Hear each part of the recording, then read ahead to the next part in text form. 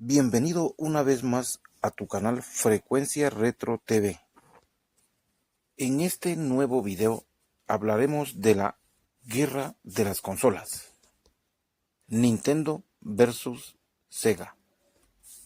Hoy en día, el mundo de los videojuegos es una industria gigantesca que genera más dinero que la música y que el cine juntos. Discutir si prefieres jugar PlayStation, Xbox, Nintendo, Switch o PC es algo cotidiano. Pero a finales de los 80s y principios de los 90s, la historia era muy diferente. El mundo de los videojuegos no era un mercado pacífico, era una zona de guerra. Dos compañías japonesas se enfrentaron en una batalla campal por el control de las salas de estar de millones de niños en todo el planeta. Por un lado, el rey, indiscutible, que había salvado a la industria, Nintendo. Y por el otro lado, el rebelde y audaz que llegó a desafiar al imperio, Sega. Esta es la historia de la guerra de consolas, en su estado original. Una época de publicidad agresiva, mascotas con actitud y traiciones que cambiaron el entretenimiento para siempre. Así que, sin más preámbulos, prepárate para revivir la guerra de los bits. En este bloque número 1, hablaremos del imperio de Nintendo y el rescate de los videojuegos. Pero para entender el tamaño de esta guerra, primero debemos viajar al año 1983.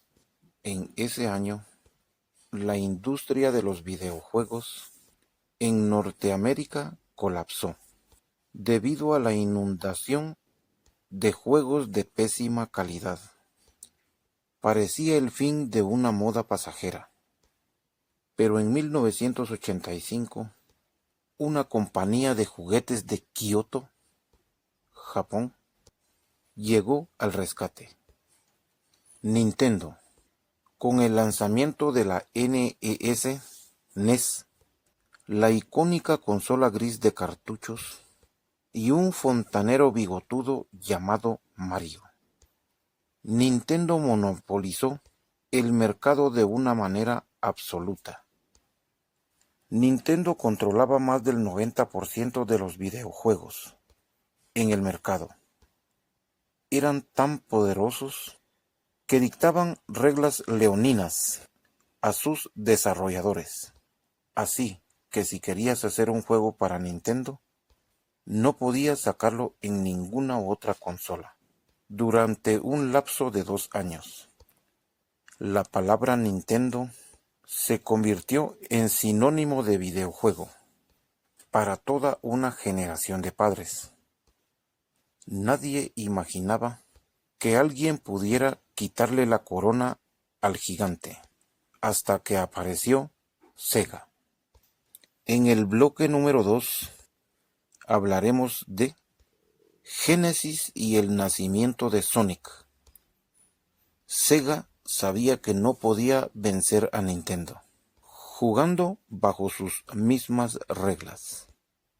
Así que en el año de 1989 lanzaron en América la Sega Genesis, una consola con una arquitectura superior a 16 bits, mientras que la NES de Nintendo seguía siendo de 8 bits.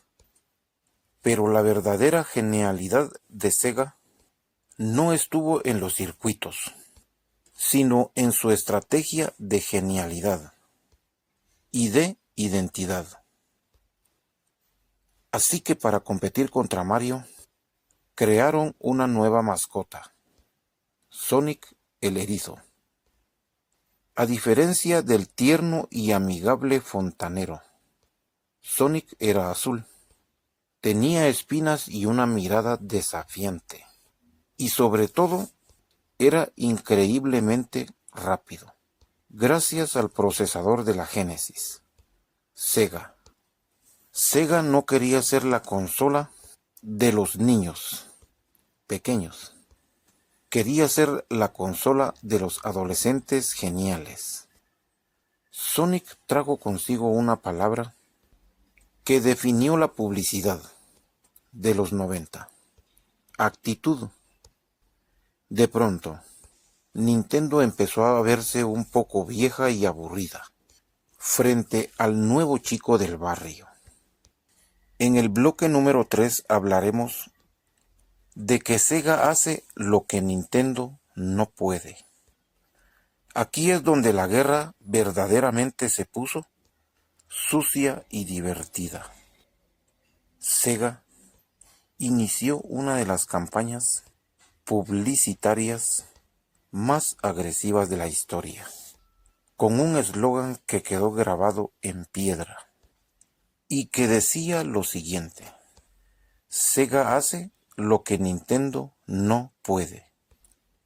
En sus anuncios de televisión mostraban los juegos de Nintendo lentos y pálidos, mientras los de Sega estallaban en velocidad, gracias al llamado procesamiento de ponche. Pero Nintendo no se quedó de brazos cruzados.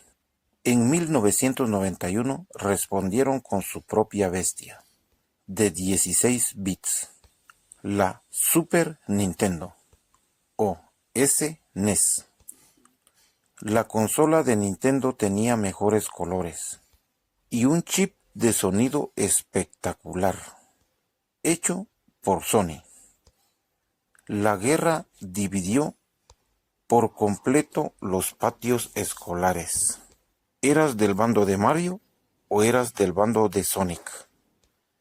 Discutir en el recreo sobre qué consola tenía mejores gráficos o mejores juegos exclusivos era el pan de cada día, desatando una rivalidad que ninguna generación de consolas posterior ha logrado replicar. La batalla de los juegos sangrientos. Mortal Kombat. El punto más álgido de esta guerra ocurrió en los salones de maquinitas y se trasladó a las casas, con un juego que escandalizó a los padres de familia, Mortal Kombat. Cuando llegó el momento de adaptar este violentísimo juego de peleas a las consolas caseras en 1993, las dos compañías tomaron caminos radicalmente opuestos debido a sus filosofías. Nintendo, fiel a su política de mantener un ambiente familiar y limpio, censuró el juego por completo en la Super Nintendo. Cambió la sangre roja por sudor gris y eliminó los movimientos finales más violentos, los fatalities. Sega vio su oportunidad de oro. Dejó el juego intacto en la Genesis, requiriendo solo un código secreto para activar toda la sangre. El resultado, la versión de Sega vendió millones de copias, más que la de Nintendo. Esta batalla fue tan intensa que incluso llevó a los videojuegos ante el Senado de los Estados Unidos, dando el origen al sistema de clasificación por edades que conocemos hoy. En el bloque número 5 hablaremos de el final de una era y el legado de los bits. Hacia el final de la generación de los 16 bits, Nintendo logró recuperar el trono, gracias a genialidades técnicas como Donkey Kong Country, que demostró que la Super Nintendo todavía tenía mucha vida por delante. Sega, por su parte, cometió el error de lanzar demasiados accesorios costosos que terminaron confundiendo al público, perdiendo el impulso que tanto le había costado conseguir. Al final, esta guerra destructiva dejó a ambos gigantes agotados, justo a tiempo para un tercer competidor. Sony, con su PlayStation, entró al mercado a mediados de los 90, para entonces ser él quien se quedara con la corona de la nueva era en 3 dimensiones.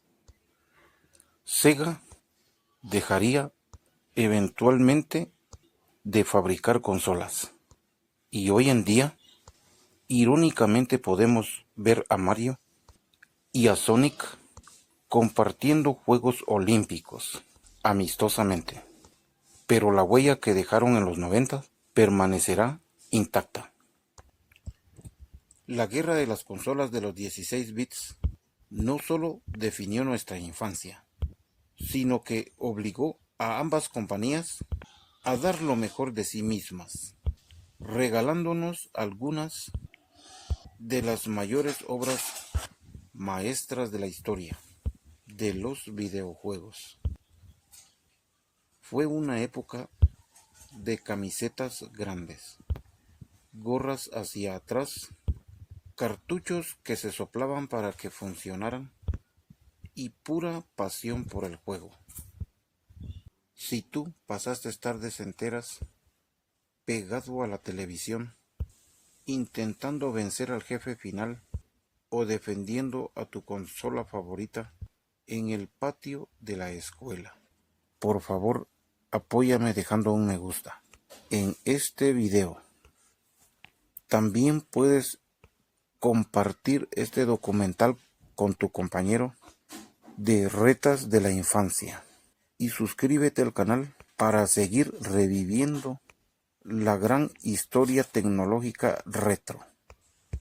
Déjame saber en los comentarios de qué bando eras, Nintendo o Sega.